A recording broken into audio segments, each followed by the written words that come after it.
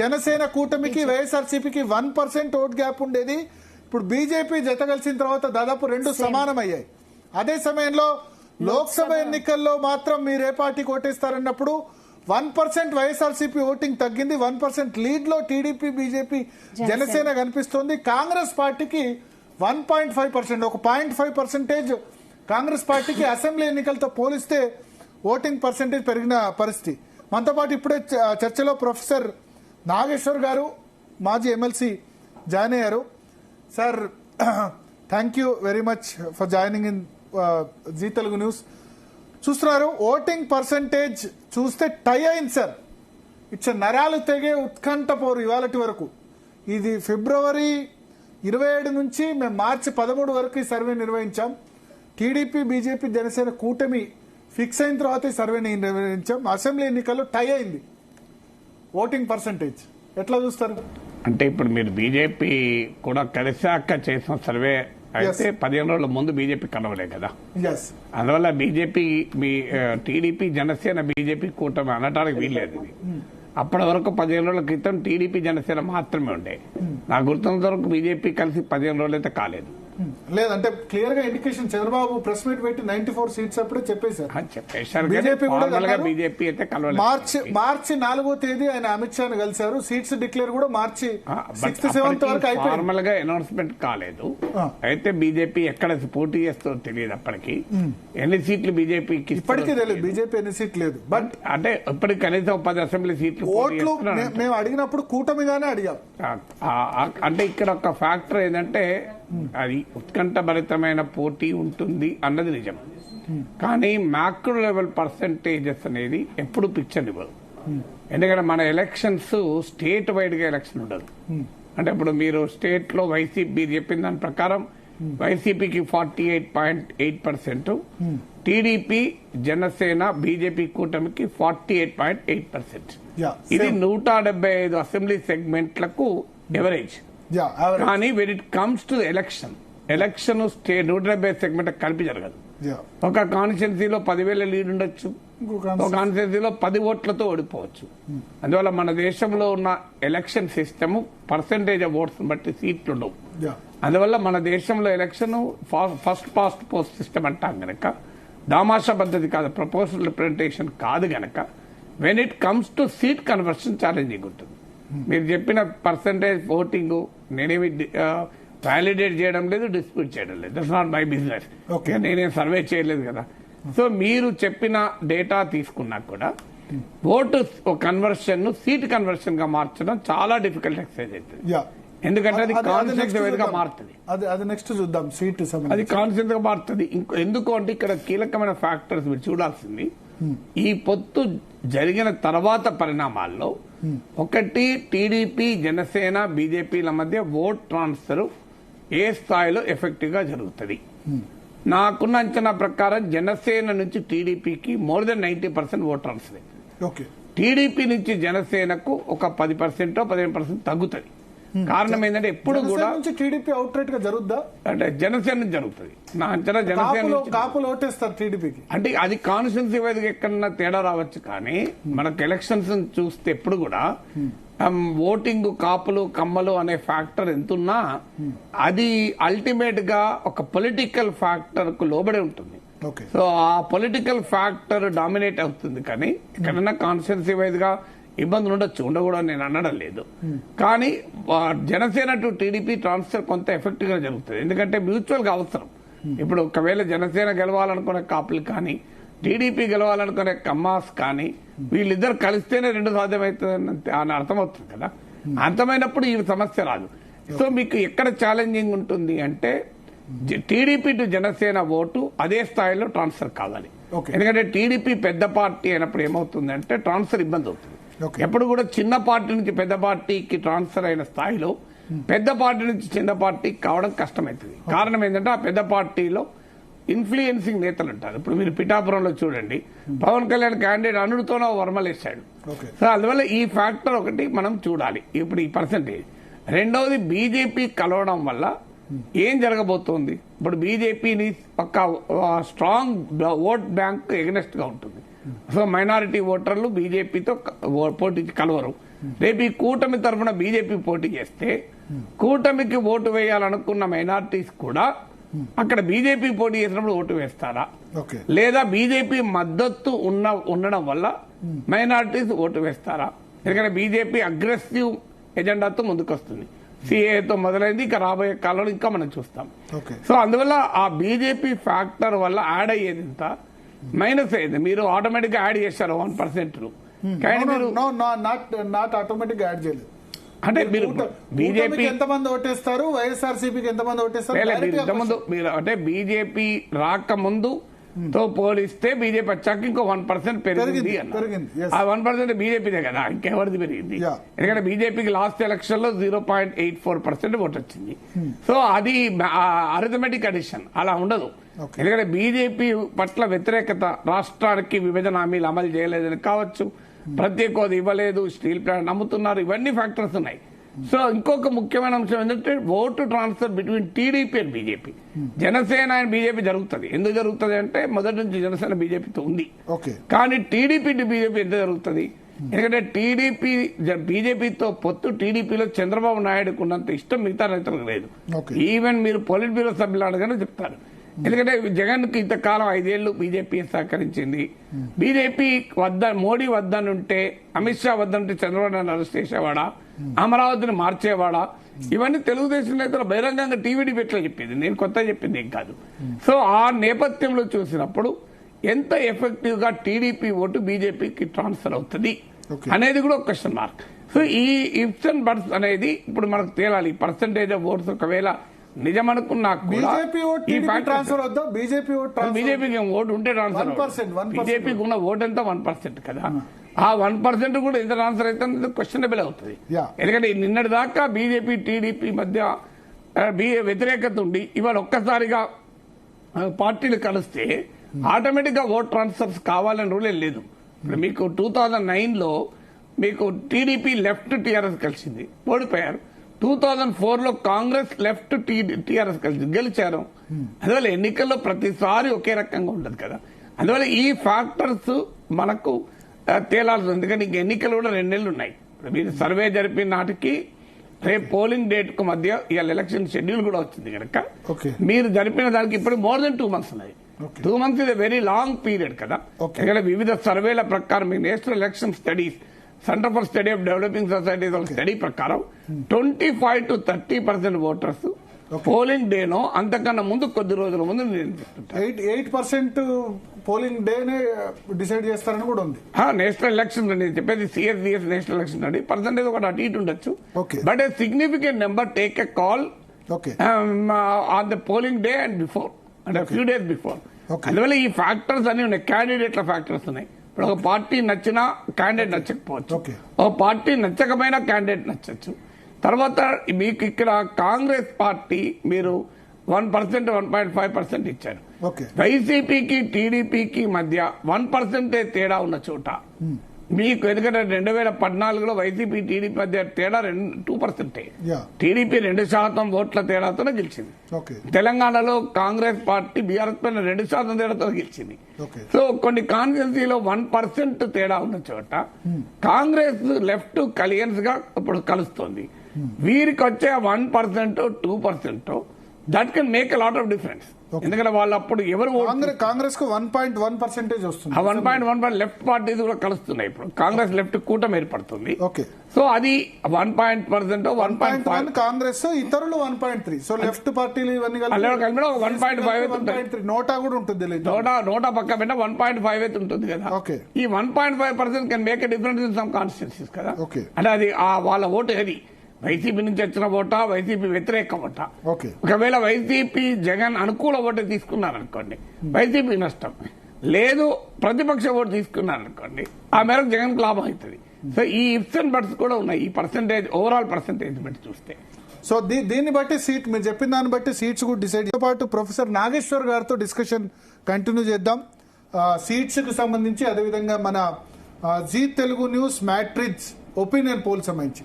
Sir, seats చూస్తే 77 to 92 YSRCP, TDP, Janasena, BJP కలిపి 72 to 87.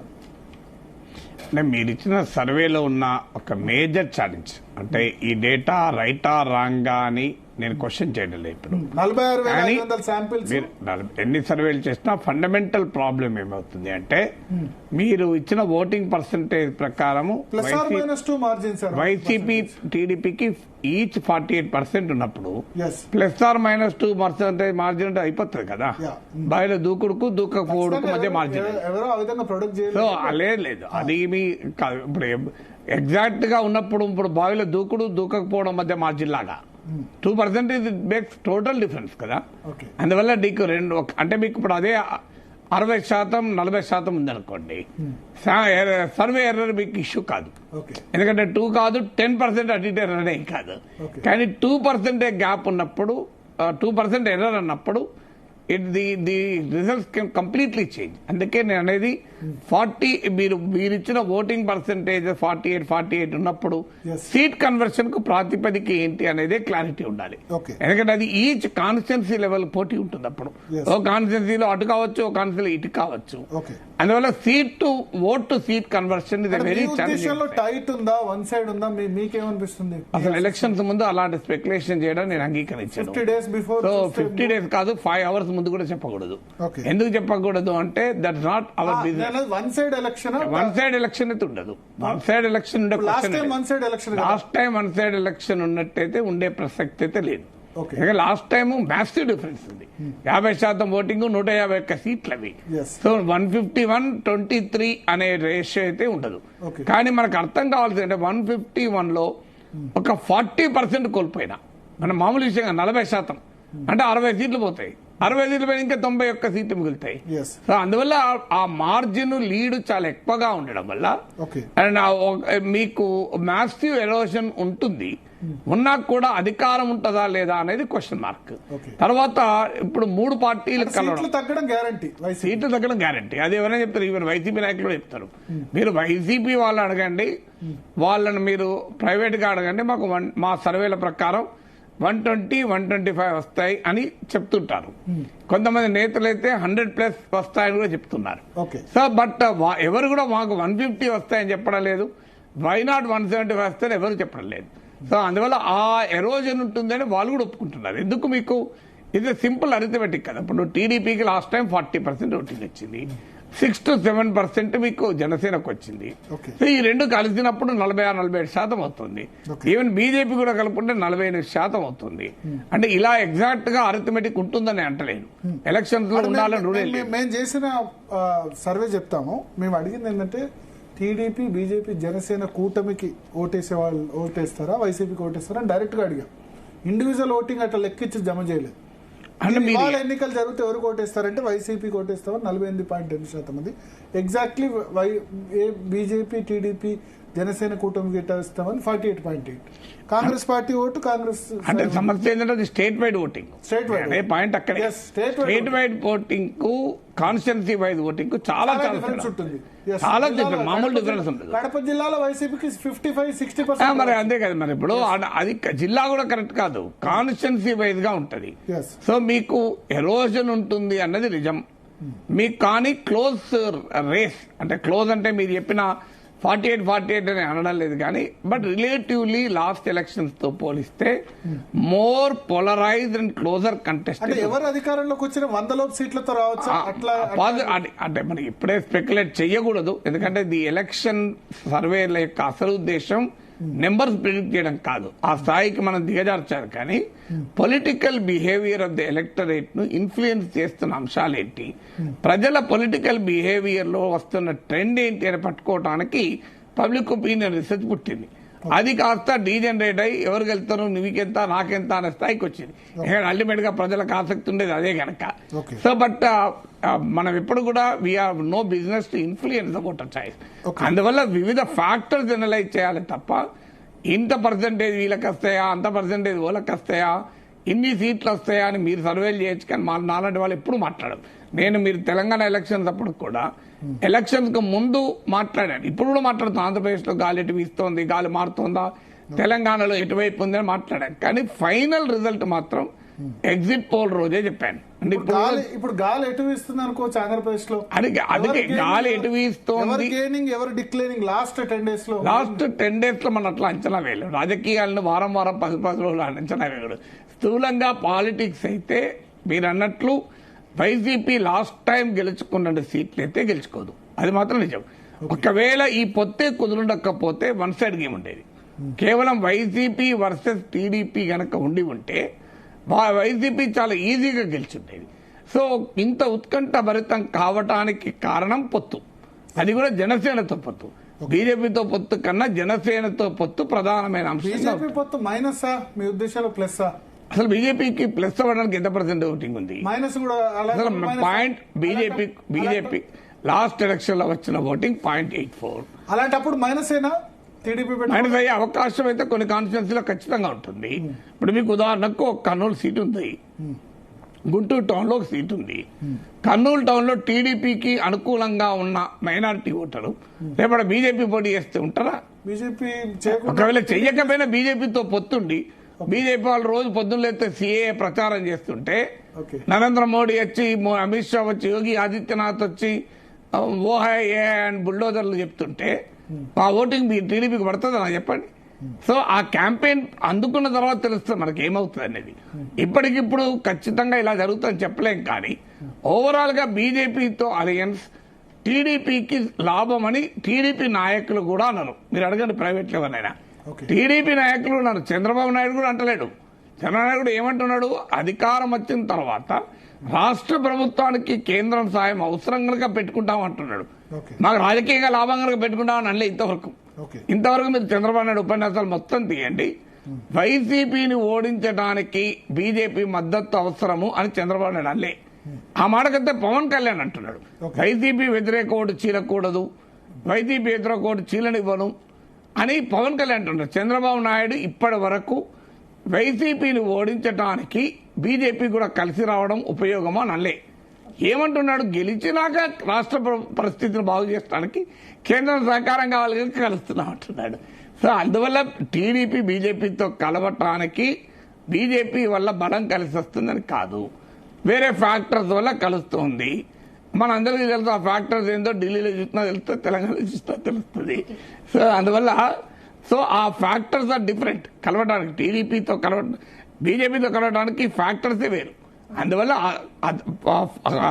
మీకు కాంక్రీట్ గ్రౌండ్ లో బీజేపీ వల్ల పెద్ద ప్రయోజనం కూటమికి ఉంటుందని అనుకోను సార్. అలాగే ఇప్పుడు కాంగ్రెస్ విషయానికి వస్తే అసలు పెద్ద ప్రయోజనం కూటమికి ఉంటుందని అనుకోను సార్. అలాగే ఇప్పుడు కాంగ్రెస్ విషయానికి వస్తే అసలు ఇప్పుడు కూడా ఈసారి ఎలక్షన్స్ లో కూడా ఏమి సీట్లు రాలేనట్టే వచ్చింది సర్వేలో. అంటే విశాఖ హక్కు ఆంధ్రుల హక్కు అనే నినాదంతో ఇప్పుడు సపోర్ట్ చేయడం జరుగుతోంది. ఈ ఇంపాక్ట్ ఏం పడదంటారా కాంగ్రెస్ పై? అంటే మీకు ఎలక్షన్స్ వచ్చే వరకు ఏంటంటే ఒక వ్యక్తికి పట్ల గౌరవం ఉండడమా, ఒక పార్టీ పట్ల గౌరవం ఉండడమా కూడా పోలరైజ్డ్ బ్యాటరీలో స్క్వీజ్ అయిపోతారు. ఎలక్షన్స్ ఎప్పుడు కూడా ఒక క్రిటికల్ పొలిటికల్ క్వశ్చన్ ఏంటి అనేది ముందుకు వస్తుంది. ఇప్పుడు ఉదాహరణకు ఆంధ్రప్రదేశ్లో క్రిటికల్ పొలిటికల్ క్వశ్చన్ ఏంటి? క్రిటికల్ పొలిటికల్ క్వశ్చన్ ఆంధ్రుల హక్కు, విశాఖ హక్కు కాదు కదా. Critical political question Jaganmohan Reddy మళ్ళీ ముఖ్యమంత్రి చేయాలా, చేయకూడదా? చంద్రబాబు నాయుడు మళ్ళీ ముఖ్యమంత్రి చేయాలా, చేయకూడదా? ఇదే కదా క్వశ్చన్. ఆంధ్రప్రదేశ్ ప్రజల ముందున్నది ఇప్పుడు ఈ ఎన్నికల ద్వారా విశాఖ హక్కు మార్చడమో మరోటి చేయడమో కాదు కదా. ఈ క్రిటికల్ పొలిటికల్ క్వశ్చన్ లో చిన్న పార్టీలు ఇర్రెలవెంట్ అవుతాయి. ఎందుకంటే ఇంత హైలీ పోలరైజ్డ్ బ్యాటిల్ ఎక్కడా లేదు. మీకు ఆంధ్రప్రదేశ్లో లాయల్ ఓటర్స్ కూడా ఎక్కువ. మీకు లేటెస్ట్గా మీకు రకరకాల సర్వేలు మీరు తీయండి, ఆంధ్రప్రదేశ్లో తెలంగాణతో పోలిస్తే లాయల్ ఓటర్ ఎక్కువ. సో అందువల్ల రెండు పార్టీల మధ్య, ఇద్దరు నాయకుల మధ్య, ఇంకా పచ్చిగా చెప్పాలంటే రెండు కులాల మధ్య ఆంధ్రప్రదేశ్ సమాజమే చీలిపోయింది. నువ్వు వాళ్ళు మాట్లాడే వాళ్ళని చెప్పి 70% అక్కడతో కులం చెప్పచ్చు. సో ఊగిపోతారు. ఒక కులం వాళ్ళు టీడీపీ పేరు చెప్తే ఊగిపోతారు, జగన్మోహన్ రెడ్డి పేరు చెప్తే కోపంతో రగిలిపోతారు. ఇంకో కులం వాళ్ళు చంద్రబాబు నాయుడు పేరు చెప్తే రగిలిపోతారు, జగన్ పేరు చెప్తే పులకరించిపోతారు. అసలు ఇంకా వేరే ఫ్యాక్టర్స్ ఏమీ లేవు అక్కడ, కులం తప్ప. ఆ స్థాయిలో పోలరైజ్ అయిన సమాజంలో థర్డ్ ప్లేయర్ కు ఉండే అవకాశం చాలా చాలా పరిమితం. అందువల్ల షర్మిల బలమా కాంగ్రెస్ బలమా అని కాదు, మేజర్ పొలిటికల్ క్వశ్చన్ కు రిలవెంట్ కానప్పుడు ఆ పార్టీ దెబ్బతింటే ఇప్పుడు తెలంగాణలో కూడా జరగబోయేది అదే. మీరు చూడండి, బీఆర్ఎస్ వీక్ అవుతుంది, ఆ ఓటు బీజేపీకి ట్రాన్స్ఫర్ అవుతుంది. ఎందుకు ట్రాన్స్ఫర్ అవుతుంది అంటే పొలిటికల్ క్వశ్చన్ లో బీఆర్ఎస్ సంబంధం లేదు. దేశంలో మోడీ ప్రధానికి కావాలా వద్దా, ఇది కదా పొలిటికల్ క్వశ్చన్. కేసీఆర్ ముఖ్యమంత్రి చేయాలన్న పొలిటికల్ క్వశ్చన్ కాదు కదా. మోడీ ప్రధాని అవ్వడానికి ఎవరు ఉపయోగపడతారు. వైజాగ్ స్టీల్ ప్లాంట్, ప్రత్యేక హోదా ఇవన్నీ రిలవెంట్ అయినప్పుడు అది టీడీపీకి ప్లస్ పాయింట్ అవుతుంది కదా. సో ఆ ప్రత్యేక హోదా మీద ఎవరు పోరాడారు చెప్పండి? టీడీపీ పోరాడిందా, వైసీపీ పోరాడిందా? ఎవరు పోరాడినప్పుడు ఎవరికి బెనిఫిట్ అవుతుంది? ప్రత్యేక హోదా కావాలి ఓటింగ్ ఇష్యూస్ కాకుండా నాకు చెప్పండి, ఓటింగ్ ఇష్యూ అనుకుందాం. ప్రత్యేక హోదా కావాలనుకోండి ఎవరు కొట్టేయాలి? సో ప్రత్యేక హోదా కాంగ్రెస్ అంటుంది. షర్మిల ఎప్పటి నుంచి ప్రత్యేక హోదా తొలి సంతకం లేదు, షర్మిల ఎప్పటి నుంచి ప్రత్యేక హోదా పోరాడుతోంది నాకు చెప్పండి. అసలు షర్మిల ఎన్ని రోజుల నుంచి ప్రత్యేక హోదా అంటాం నాకు చెప్పండి. అసలు లాజిక్ లేదు కదా. షర్మిల ఏదో మొదటి నుంచి 10 ఏళ్ల నుంచి ప్రత్యేక హోదా సాధన సమితి పెట్టి పోరాడిందా? ఆమె మొన్నదాకా తెలంగాణలో పాదయాత్ర వేసింది కదా. ఇప్పుడేదో ఆంధ్రప్రదేశ్ పీసీ ప్రెసిడెంట్ వెనక ప్రత్యేక హోదా అంటుంది. అంటే జనం వెంటనే పొలం కూడా ప్రత్యేక హోదా వెనకాల అవట్లేస్తారా? అందువల్ల ఓటింగ్ వచ్చే వరకు ఒక ఇష్యూ పైన అభిప్రాయం వేరు, ఓటింగ్ వేరు. ఆ మాటకైతే అమరావతి పైన అభిప్రాయం మీరు అడగండి, కృష్ణా గుంటూరు జిల్లాలో 70-80% అమరావతి ఉండాలంటారు. మరి అదే అంశం పైన ఓటు వేస్తారా? మీరు వైజాగ్ వెళ్ళడకంటే 60-70% వైజాగ్ ఉండాలనొచ్చు. కానీ ఆ అంశం పైన ఓటు వేస్తారా? అట్లా ఓటు వేస్తే అమరావతి ప్రారంభించేసిన చంద్రబాబు నాయుడు కొడుకు లోకేష్ ఎందుకు ఓడిపోవాలి మంగళగిరిలో? తాడికొండలో టీడీపీ ఎందుకు ఓడిపోయింది 2019లో? మనకు అమరావతి ప్రాంతంలో ఓడిపోయాం కదా, వేరే కాదు కదా. సో అందువల్ల ఓటింగ్ సరళిచ్చే వరకు మీరు అనుకున్నట్లు పలానా అంశం పైన ప్రత్యేక హోదా, విభజన చట్టం సెక్షన్ 32 ప్రకారం ఓట్లేరు. ఓవరాల్ గా పొలిటికల్ క్వశ్చన్ గా ఎటువైపు ఎవరు ర్యాలీ అవుతున్నారు అనే అంశం పైనగా ఓటేస్తారు. Okay. So parliament election voting వచ్చేసరికి వైసీపీ 1% డిక్లైన్ ఉంది, వీళ్ళ ఓటింగ్ మాత్రం దాదాపు సేమ్ ఉంది. టీడీపీ, జనసేన 2% ఎర్రర్ ఉన్నప్పుడు ఆ 1% తేడా గురించి మనం ఎక్కువ చర్చలేము. ఎందుకంటే ఎర్రర్ 2% అంటే 50%. సో బట్ ఏదైనా ఎర్రర్ అంటే it can happen, it can go this -2%. So మీకు ఫండమెంటల్ గా ఏంటంటే మోడీ పట్ల దేశంలో సానుకూలత ఉంటుంది, మీరు ఆంధ్రప్రదేశ్ లో కూడా సానుకూలత ఉంటుంది. కానీ మోడీ పట్ల ఉన్న సానుకూలత బీజేపీకి ఓటింగ్ గా ట్రాన్స్ఫర్ కావడం లేదు. మోడీ పట్ల సానుకూలత ఉండడం వేరు, ఓటింగ్ ట్రాన్స్ఫర్ కావడం వేరు. ఈ రెండింటి మధ్య చాలా తేడా ఉంది. మీరు ఆంధ్రప్రదేశ్ ఎన్నికలు గమనిస్తే అసెంబ్లీ ఎన్నికలకు, లోక్సభ ఎన్నికలకు భారీగా తేడా ఉండదు. ఇది ఒరిస్సా కాదు, కర్ణాటక కాదు, తెలంగాణ కాదు. మీరు ఆంధ్రప్రదేశ్కి వచ్చే వరకు మీరు లెక్క తీయండి. 2019లో మోడీ పట్ల సానుకూలత లేదా? మరి బీజేపీకి పార్లమెంట్ ఎన్నికల్లో తేడా వచ్చింది. అసెంబ్లీ ఎన్నికలకు, పార్లమెంట్ ఎన్నికలకు, అసెంబ్లీ ఎన్నికలకు 0.84 వచ్చింది, పార్లమెంట్ ఎన్నికలకు 8.4 వచ్చిందా? రాలే కదా. మరి మోడీ పట్ల సానుకూలత లేదా? అప్పుడు ఇంకా 2019 ఇప్పటికైనా ఎక్కువ ఉన్నది. పుల్వామా, బాలాకోట్, ఈ భావోద్వేగాల మధ్య జరిగిన ఎన్నికలు కదా. అందువల్ల మోడీ ప్రభుత్వ పనితీరు పట్ల సంతృప్తి, అసంతృప్తితో సంబంధం లేదు. అది బీజేపీ ఓటింగ్ పైన ప్రభావం చూపలేదు.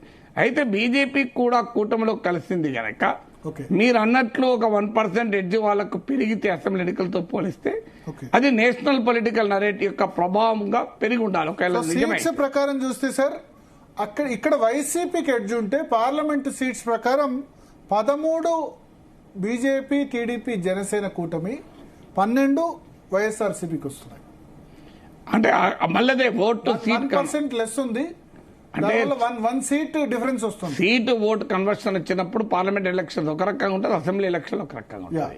ఎందుకంటే ఒక పార్లమెంట్ సెగ్మెంట్ లో 7 సీట్లు, 7 అసెంబ్లీ సెగ్మెంట్ ఉంటాయి కనుక ఆ మార్పులు చేర్పులు ఉండవచ్చు, పాసిబిలిటీ ఉండొచ్చు. ఇప్పుడు ఉదాహరణకు 4 అసెంబ్లీ సీట్లు లో ఒక పార్టీకి ఎడ్జింది అవుట్ ఆఫ్ 7, కానీ పార్లమెంట్ సీట్లు ఓడిపోవచ్చు. ఎందుకంటే ఈ 4 కలిపినప్పుడు ఒక రకంగా ఉంటుంది, 4 విడివిడిగా వచ్చినప్పుడు ఒక రకంగా ఉంటుంది.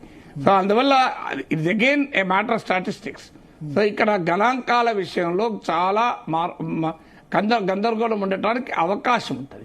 ఎందుకంటే మీరు తీసుకున్న సర్వే 46,000, ఇది అన్ని కాన్స్టిట్యుయెన్సీస్ 175 సెగ్మెంట్లు చేయలేదు. సో స్ట్రాటిఫైడ్ ర్యాండమ్ శాంపుల్ చేస్తారు, క్లస్టర్ శాంపుల్ చేస్తారు. క్లస్టర్ శాంపుల్ ఏం చేస్తారంటే మొదలు 175 తీసుకోరు, ఒక 6, 7, 10 అసెంబ్లీ సెగ్మెంట్లు తీసుకుంటారు. ఈ 10 అసెంబ్లీ సెగ్మెంట్లలో మళ్ళీ కొన్ని ప్లేసెస్ తీసుకుంటారు.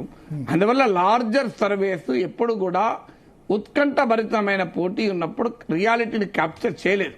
ఇదనే కాదు, ఇప్పుడు ఉదాహరణకు టైమ్స్ నౌ తీసుకోండి, వారు ఒక 19 సీట్లు వైసీపీకి వస్తాయంటారు 25లో, India today C voter survey తీసుకోండి, వీళ్ళు 18 సీట్లు టీడీపీకి వస్తాయి అంటారు. అంటే కంప్లీట్లీ డయామెట్రికల్ అపోజిట్ సర్వేలు వచ్చాయి ఇండియా టుడే టైమ్స్ లో. సో ఎందుకు వస్తాయి అన్నప్పుడు మేము 15 రోజుల క్రితం 20 days బ్యాక్ సర్వే చేసినప్పుడు 19 వైసీపీ, 6 టీడీపీ, జనసేన, బీజేపీ ఉండే. బట్ బీజేపీ కూటమి వెళ్ళడం ఓవరాల్ గా దేశవ్యాప్తంగా పాజిటివ్ మూమెంటం బీజేపీలో ఉండడం వల్ల అదేమన్నా అడ్వాంటేజ్ అవుతుందా వీళ్ళకి? అంటే ఆ లెక్క ప్రకారం అయితే మీరు అన్నట్లో 1% ఓటింగ్ లో తేడా అని మీరే చెప్తున్నారు కదా. నిజమైతే కాస్తంత పాజిటివ్ ఉండే అవకాశాన్ని కొట్టిపారేలేదు. ఎందుకంటే ఓవరాల్ గా మోడీ ప్రభుత్వం పట్ల దేశంలో ఉన్న సానుకూలత ఆంధ్రప్రదేశ్ లో కూడా ఉంటుంది ఆ మేరకు. ఎందుకంటే అక్కడ కానీ మీకు ఒక మేజర్ డైమెన్షన్ ఏంటంటే ఇక్కడ వైసీపీ, టీడీపీ వీళ్ళెవరు కూడా నేషనల్ పాలిటిక్స్ లో సంబంధం లేదు. ఇద్దరు బీజేపీకి అనుకూలంగా ఉన్నారు. లాస్ట్ 5 years మీరు ఎనాలిసిస్ తీయండి, ఈ రెండు పార్టీలు ఒక్కరికే ఓటేస్తాయి కదా. ఈ పార్లమెంట్ లో వైసీపీ, టీడీపీ ఓటింగ్ లో ఏమాత్రం తేడా లేదు.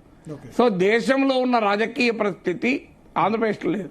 దేశంలో మీకు ఎన్డీఏ వర్సెస్ ఇండియా కూటమి, ఆంధ్రప్రదేశ్ కి వచ్చే వరకు ఎన్డీఏ లేదు, ఇండియా లేదు కదా. ఇది టీడీపీ వర్సెస్ వైసీపీ. ఒకవేళ ఎన్డీఏ టీడీపీ కలిసినా కూడా అందువల్ల ఆడ వైసీపీ కూడా బీజేపీకి వ్యతిరేకం కాదు కదా. నాగేశ్వర గారు, ఇంకొక ఇంట్రెస్టింగ్ ఫైండింగ్, మీరు అప్పుడు జాయిన్ కాలేదు, ముఖ్యమంత్రి వైఎస్ జగన్ పనితీరు ఎట్లా ఉంది, చంద్రబాబు పనితీరు ఎట్లా? వాళ్ళకి సంబంధించిన అంశాలపైన ఇద్దరి మధ్య డిఫరెన్సెస్ వచ్చి విడిపోయారా నాకు చెప్పండి.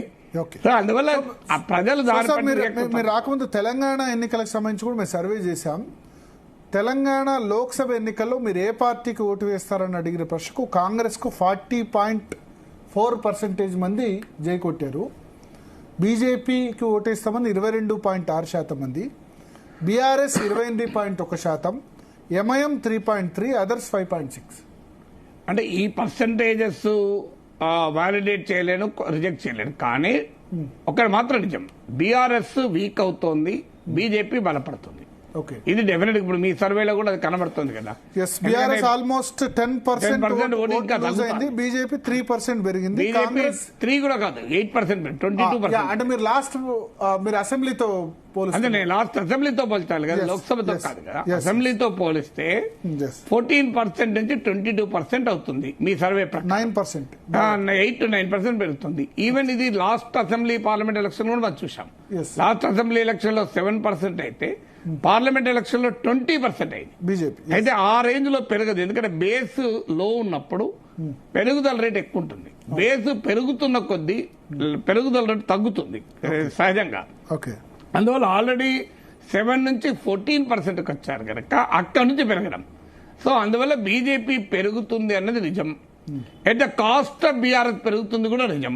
ఎందుకంటే అందుకే కదా బీఆర్ఎస్ నుంచి నాయకులంతా ఎందుకు వెళ్ళిపోతున్నారు, బీఆర్ఎస్ లో పోటీ చేయమంటే కూడా పోటీ చేయమని చెప్పి ఎందుకు పారిపోతున్నారు, టికెట్ ఇచ్చినా వద్దని ఎందుకు అంటున్నారు, రోజు నాయకులు బీజేపీలోనే చేరుతున్నారు, కాంగ్రెస్ లో ఎందుకు చేరుతున్నారు. ఎందుకంటే రాజకీయ నాయకులకు మనకన్నా ఎక్కువ దే కెన్ స్మెల్. ఎందుకంటే వాళ్ళ చెవులు అన్ని గ్రౌండ్ కుంటాయి. మనమన్నా ఎయిర్ లో వింటాం, వాళ్ళు భూమి మీద పెట్టింటారు. అంటే రైలు వస్తుందా లేదా అని రైలు పట్టాల దగ్గర చేయి పెడితే 2-3 కిలోమీటర్ దూరం ఉండే రైలు శబ్దం కూడా తెలుస్తుంది మనకు. ఎందుకంటే ఆ పట్టాల ద్వారా ప్రసారం అవుతుంది సౌండ్ వేవ్స్. సో బయటికి మనకు తెలియదు, మనకు దగ్గరికి వచ్చినా తెలుస్తాయి. సో అందువల్ల రాజకీయ నాయకులు ఈ మార్పులు వస్తుందంటే వాట్ డస్ ఇట్ ఇండికేట్? మీకు ఈ ఇండికేషన్ క్లియర్ గా కనబడుతుంది. Most of the BRS vote is going to అంటే ఎక్కువ ఓటు ఇప్పుడు మీరు చెప్పిన లెక్కల ప్రకారం కూడా కాంగ్రెస్ కు more or less 1.5% staying back కదా, ఒక 1% లెక్క కిందకి రాదు. ఇప్పటికిప్పుడు తెలంగాణ ప్రభుత్వం పైన తీవ్రమైన ప్రజా వ్యతిరేకత రావడానికి ఆస్కారం లేదు. ఎందుకంటే నేనే కాదు, ఈ మధ్య గుత్తా సుఖేందర్ రెడ్డి చెప్పాడు రేవంత్ ప్రభుత్వం పైన సంతృప్తి ఉంటుంది అన్నాడు. ఆయన చెప్పడానికి రాజకీయ కారణాలు ఉండొచ్చు. బట్ ఇప్పటికిప్పుడు తెలంగాణలో బీఆర్ఎస్ ఆశించిన స్థాయిలో కాంగ్రెస్ పట్ల తీవ్రమైన వ్యతిరేకత రావడానికి స్కోప్ లేదు. బీజేపీకి ఎందుకు పెరుగుతుందంటే not because of state factors, all India factors వల్ల మోడీ ప్రభావము, హిందుత్వ ప్రభావము, బీజేపీకి ఆల్రెడీ కొంత బేస్ ఉంది కనుక ఆంధ్రప్రదేశ్ లో చాలా తక్కువ ఉండి తెలంగాణ ఉండడానికి కారణం ఏమంటారు? దానికి ఉత్తరప్రదేశ్ లో ఇంతకన్నా ఎక్కువ ఉంది కదా ఎక్కడైతే. ఎందుకంటే ఈ ప్రభావం ఉన్నా కూడా అల్టిమేట్ గా ఓట్ వచ్చే వరకు ఏమవుతుందంటే whether you are a serious contender or not. Yeah ఇప్పుడు నేను 2 సార్లు ఎమ్మెల్సీగా గెలిచాను. అన్ని రాజకీయ పార్టీలను ఓడించి గెలిచాను, మీకు కూడా తెలుసు. మొదటిసారి అయితే బీజేపీ, టీడీపీ, టీఆర్ఎస్ అందరినీ ఓడించాను. సెకండ్ టైం కూడా బీజేపీ ఓడించాను. మళ్ళీ నేను లోక్సభ ఎలక్షన్ లో పోటీ అయితే 12,000 వచ్చాయి.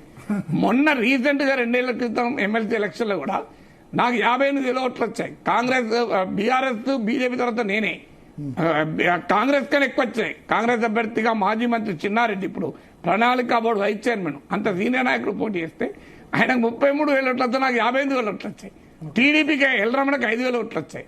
మరి మామూలు ఓటింగ్ కాదు కదా నాకు ఎమ్మెల్సీగా. మరి ఎమ్మెల్సీగా 58,000 మంది ఓట్లు వేసి, అది కూడా బీఆర్ఎస్, బీజేపీ కేంద్రంలో ఉన్న అధికార పార్టీ, రాష్ట్రంలో అధికార పోటీ పడితే, అది మళ్ళీ లోక్సభ ఎలక్షన్కి వచ్చే వరకు నాకు 12,000 ఓట్లు వచ్చాయి.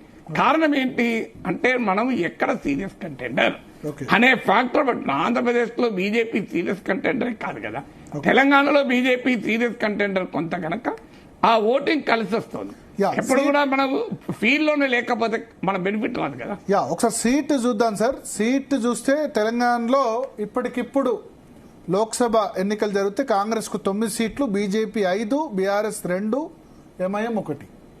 అంటే మోరాలెస్ చాలా ప్రిడిక్షన్స్ కూడా ఇదే చెప్తున్నాయి. నేను I don't speculate on numbers, ముందే చెప్పినట్లు.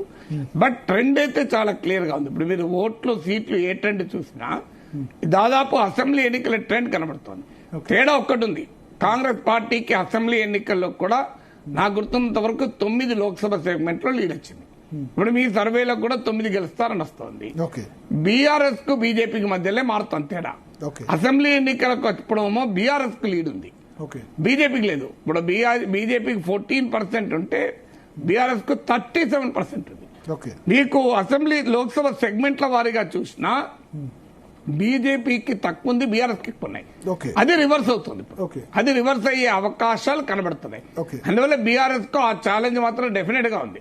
Challenge is from BJP. ఈ 2 రోజుల్లో 2 కీలక పరిణామాలు జరిగాయి. ఒకటి, కవిత లిక్కర్ స్కామ్ లో అరెస్ట్ కావడం. దీని ఇంపాక్ట్ తెలంగాణ రాష్ట్ర రాజకీయాల మీద పార్లమెంట్ ఎన్నికల్లో ఏ విధంగా ఉండబోతుంది?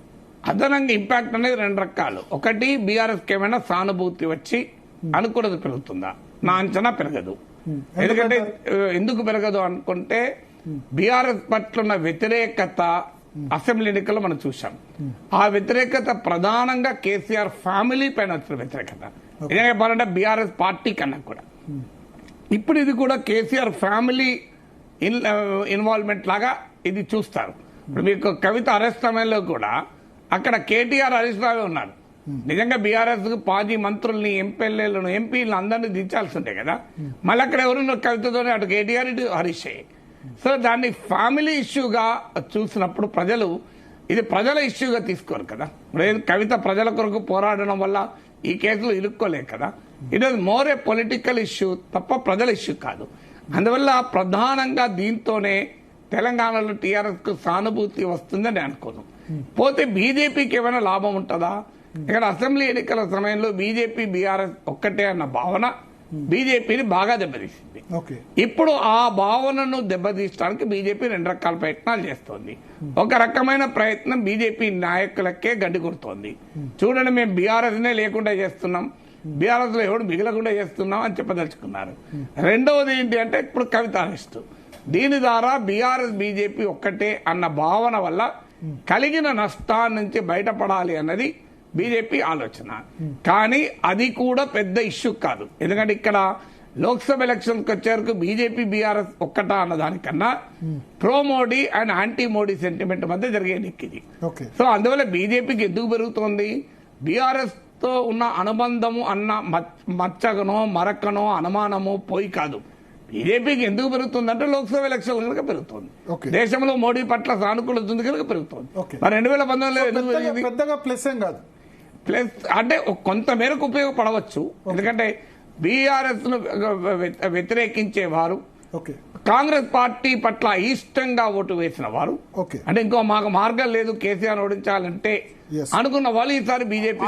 ప్రవీణ్ కుమార్ బీఆర్ఎస్ లో చేరబోతుండడం, ఆయన బీఎస్పీకి రిజైన్ చేస్తూ ట్వీట్ చేశారు కేసీఆర్ తో. అంటే బీఆర్ఎస్ లో చేరతానని ఇంకా చెప్పలేదు, కేసీఆర్ తో కలిసి నడుస్తాను అన్నాడు. కలిసి ఎలా నడుస్తాడో తెలియదు. తెలంగాణలో దానివల్ల ఏమన్నా ఆయన అనుచరులు లేకపోతే especially Dalit vote, Madiga vote ఏమైనా ట్రాన్స్ఫర్ అవుతుందా బీఆర్ఎస్ కి? మీకు ఆర్ఎస్ ప్రవీణ్ కుమార్ కున్న ఓటు ఏంటి? ఆయన ఒక దళిత బహుజన వాదానికి ప్రతీకగా ఆయన ఓటు. ఆయన ఉద్యోగంలో ఉన్న సమయంలో దళిత బిడ్డలకు బహుజన బిడ్డలకు ఆయన చేసిన సేవల ఆధారంగా ఆయనకున్న గుర్తింపు. సో ఆయన గుర్తింపు అనేది it is not a transferable గుర్తింపు కాదు కదా. ఇప్పుడు నాగేశ్వరరావు మంచి విశ్లేషకుడు అని చెప్పి నా బామ్మర్దికి నేను దాన్ని ట్రాన్స్ఫర్ చేస్తానా? చేస్తే మా బామ్మర్దిని కూడా మీరు పిలిచి డిస్కషన్లో పిలుస్తారా? నాకు చెప్పండి. లేదా నా ఫ్రెండ్ ఒక ఆయన, లేదా నేను ఇంకో మిత్రులతో వచ్చి కలిసి నాదంతా ఈయన ట్రాన్స్ఫర్ చేసినా ఈయన కూడా విశ్లేషిస్తారని మీరు కూర్చొని పెడతారా లైవ్లా? అందువల్ల ఆర్ఎస్ ప్రవీణ్ కుమార్కున్న ఐడెంటిటీ ఏంటి? ఆ identity essentially Dalit Bahujan identity. అది కేసీఆర్కి ఎట్లా ట్రాన్స్ఫర్ అవుతుందో చెప్పండి. సో కేసీఆర్ ట్రాన్స్ఫర్ అయితే స్కోప్ లేదు కదా అది. అందువల్ల అది RS Praveen Kumar exclusive vote identity అది. So that is not a transferable identity. So దాన్ని ఏంటంటే భారత్ ప్రవీణ్ కుమార్ ఎవరి మద్దతు 2014-18 లో అయితే ఓటింగ్ ఉంది. దళిత్ బహుజన్ ఓటు మోస్ట్లీ బీఆర్ఎస్ కే పడింది. మొన్న ఎలక్షన్ లో అయితే తగ్గిందని. మొన్న ఎలక్షన్ లో మీకు సిఎస్డిఎస్ లోక్నీతి వాళ్ళ పోస్ట్ పోల్ స్టడీ ప్రకారం మాత్రం తగ్గింది. సో మీకు ముస్లిం ఓటు తగ్గింది, ఎస్సీ ఎస్టీ ఓటు, ఎస్టీలో ముఖ్యంగా లంబాడి ఓటు తగ్గింది, భారీగా తగ్గింది. సో ఈవెన్ ఎస్సీ ఓట్లో కూడా షిఫ్ట్ వచ్చింది. మీకు ఇంక కొంత బీసీ ఓటు బీజేపీ గణనీయంగానే తీసుకుంది మొన్నటి ఎలక్షన్, అసెంబ్లీ ఎలక్షన్ లో. అందువల్ల ఆర్ఎస్ ప్రవీణ్ కుమార్ గా పోటీ చేసినప్పుడు ఆయనకున్న గుర్తింపు ఆయనకు ఓటేస్తారు. That is an exclusive identity of RS Praveen Kumar. ఆయన పట్లున్న గౌరవము, ఆయన పట్టుకున్న అస్తిత్వానికి ఉన్న గౌరవం తప్ప అది కేసీఆర్ తో ఉన్న తర్వాత ఐడెంటిటీ ఎలా ఉంటది? సో రాంగ్ మూవ్ చేశారంటారా ఈ బీఎస్పీ అలయన్స్ బీఆర్ఎస్ తో వెళ్ళి? అలయన్స్ వేరు. మళ్ళీ అలయన్స్ అంటున్నామో మ్యూచువల్ ప్రయోజనాల కొరకు అలయన్స్ చూస్తారు. తప్ప దేశంలో ఆయన ఒక్కడే పెట్టుకోలేదు కదా అలయన్స్. అఫ్ కోర్స్ తప్పని ఎక్కడ విమర్శ వచ్చిందంటే కేసీఆర్ నిన్నకాక మన అసెంబ్లీ ఎలక్షన్ లో అవినీతి పరుడని తీవ్రంగా విమర్శించి మళ్ళీ వెంటనే వచ్చి కలవడం, అది కూడా బీజేపీని ఓడించడానికి కలవడం. బీజేపీని ఓడించగలిగే శక్తి బీఆర్ఎస్ కన్నా కాంగ్రెస్ కి ఎక్కువ ఉంది. నిజంగా చెప్పాలంటే బీజేపీనే ఓడించాలన్న లక్ష్యం అయితే ఆర్ఎస్ ప్రవీణ్ కుమార్ కాంగ్రెస్ తో కలవాలి. బీఆర్ఎస్ తో కలిసి ఏం ఓడిస్తాడు? బీఆర్ఎస్ ఇంకా దెబ్బతింటుంటే బీఆర్ఎస్ తో కలిసి బీజేపీని ఓడించాలనే అవకాశమే లేదు. ఆర్ఎస్ ప్రవీణ్ కుమార్ ఎందుకు కలిసాడంటే కాంగ్రెస్ పార్టీ ఆయనకేమి సీట్ ఇచ్చే అవకాశం లేదు. అక్కడ హైదరాబాద్ సీట్ కూడా ముఖ్యం కాదు, ఆడేవారు అది ఓవైసీ సీట్. అది బీఆర్ఎస్ ఏమైనా ఓవైసీని ఓడించాలని కంకణం కట్టుకుంటుందా? నాగర్ కర్నూలులో ఆర్ఎస్ ప్రవీణ్ కుమార్ పోటీ చేయాలి. ఆ సీటు కాంగ్రెస్ పార్టీ ఇచ్చే ప్రసక్తే లేదు. అయినా వాళ్ళకే అక్కడ సంపత్, మల్లు రవి పోటీ ఉంది. ఆడ కాంగ్రెస్ పార్టీ ఇవ్వడానికి రెడీగా, అసలు బీఆర్ఎస్ ఇవ్వడానికి రెడీగా ఉంది. అందుకొరకు బీఆర్ఎస్ తో కలిసాడు, వేరే రీజన్ ఏం లేదు కదా. థ్యాంక్ యూ నాగేశ్వర్ గారు. సో మొత్తానికి ఆంధ్రప్రదేశ్, తెలంగాణ రెండు రాష్ట్రాలకు సంబంధించి జీ న్యూస్ మ్యాట్రిక్స్ సంస్థ నిర్వహించిన ఒపీనియన్ పోల్కు సంబంధించిన ఫలితాలు ఇప్పటి వరకు చూసాం.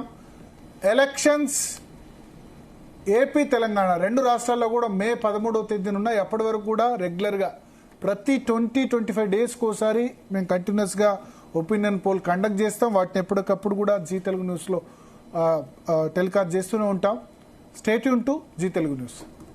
పార్టీ పట్ల ఇష్టంగా ఓటు వేసిన వారు, అంటే ఇంకో మాకు మార్గం లేదు కేసీఆర్ ఓడించాలంటే అనుకున్న వాళ్ళు ఈసారి బీజేపీ. ప్రవీణ్ కుమార్ బీఆర్ఎస్ లో చేరబోతుండడం, ఆయన బీఎస్పీకి రిజైన్ చేస్తూ ట్వీట్ చేశారు కేసీఆర్ తో. అంటే బీఆర్ఎస్ లో చేరతానని ఇంకా చెప్పలేదు, కేసీఆర్ తో కలిసి నడుస్తాను అన్నాడు. కలిసి ఎలా నడుస్తాడో తెలియదు. తెలంగాణలో దానివల్ల ఏమన్నా ఆయన అనుచరులు లేకపోతే especially Dalit vote, Madiga vote ఏమైనా ట్రాన్స్ఫర్ అవుతుందా బీఆర్ఎస్ కి? మీకు ఆర్ఎస్ ప్రవీణ్ కుమార్ కున్న ఓటు ఏంటి? ఆయన ఒక దళిత బహుజన వాదానికి ప్రతీకగా ఆయన ఓటు. ఆయన ఉద్యోగంలో ఉన్న సమయంలో దళిత బిడ్డలకు బహుజన బిడ్డలకు ఆయన చేసిన సేవల ఆధారంగా ఆయనకున్న గుర్తింపు. సో ఆయన గుర్తింపు అనేది it is not a transferable గుర్తింపు కాదు కదా. ఇప్పుడు నాగేశ్వరరావు మంచి విశ్లేషకుడు అని చెప్పి నా బామ్మర్దికి నేను దాన్ని ట్రాన్స్ఫర్ చేస్తానా? చేస్తే మా బామ్మర్దిని కూడా మీరు పిలిచి డిస్కషన్లో పిలుస్తారా? నాకు చెప్పండి. లేదా నా ఫ్రెండ్ ఒక ఆయన, లేదా నేను ఇంకో మిత్రులతో వచ్చి కలిసి నాదంతా ఈయన ట్రాన్స్ఫర్ చేసినా ఈయన కూడా విశ్లేషిస్తారని మీరు కూర్చొని పెడతారా లైవ్లా? అందువల్ల ఆర్ఎస్ ప్రవీణ్ కుమార్కున్న ఐడెంటిటీ ఏంటి? ఆ identity essentially Dalit Bahujan identity. అది కేసీఆర్కి ఎట్లా ట్రాన్స్ఫర్ అవుతుందో చెప్పండి. సో కేసీఆర్ ట్రాన్స్ఫర్ అయితే స్కోప్ లేదు కదా అది. అందువల్ల అది ఆర్ఎస్ ప్రవీణ్ కుమార్ కి ఎక్స్క్లూజివ్ ఓట్ ఐడెంటిటీ అది. Okay. So that is not a transferable identity. So దాన్ని ఏంటంటే ఆర్ఎస్ ప్రవీణ్ కుమార్ ఎవరి మద్దతు బీఆర్ఎస్ కు 2014-18 లో అయితే ఓటింగ్ ఉంది, దళిత్ బహుజన్ ఓటు మోస్ట్లీ బీఆర్ఎస్ కే పడింది. మొన్న ఎలక్షన్ లో అయితే తగ్గిందని మొన్న ఎలక్షన్ లో మీకు సిఎస్డిఎస్ లోక్నీతి వాళ్ళ పోస్ట్ పోల్ స్టడీ ప్రకారం మాత్రం తగ్గింది. సో మీకు ముస్లిం ఓటు తగ్గింది, ఎస్సీ ఎస్టీ ఓటు, ఎస్టీలో ముఖ్యంగా లంబాడి ఓటు తగ్గింది, భారీగా తగ్గింది. సో ఈవెన్ ఎస్సీ ఓట్లో కూడా షిఫ్ట్ వచ్చింది. మీకు ఇంక కొంత బీసీ ఓటు బీజేపీ గణనీయంగానే తీసుకుంది మొన్నటి ఎలక్షన్, అసెంబ్లీ ఎలక్షన్ లో. అందువల్ల ఆర్ఎస్ ప్రవీణ్ కుమార్ గా పోటీ చేసినప్పుడు ఆయనకున్న గుర్తింపు ఆయనకు ఓటేస్తాడు. That is an exclusive identity of RS Praveen Kumar. ఆయన పట్లున్న గౌరవము, ఆయన పట్టుకున్న అస్తిత్వానికి ఉన్న గౌరవం తప్ప అది కేసీఆర్ తో ఉన్న తర్వాత ఐడెంటిటీ ఎలా ఉంటది? సో రాంగ్ మూవ్ చేశారంటారా ఈ బీఎస్పీ అలయన్స్ బీఆర్ఎస్ తో వెళ్ళి? అలయన్స్ వేరు, మళ్ళీ అలయన్స్ అంటున్నామో మ్యూచువల్ ప్రయోజనాల కొరకు అలయన్స్ చూస్తారు.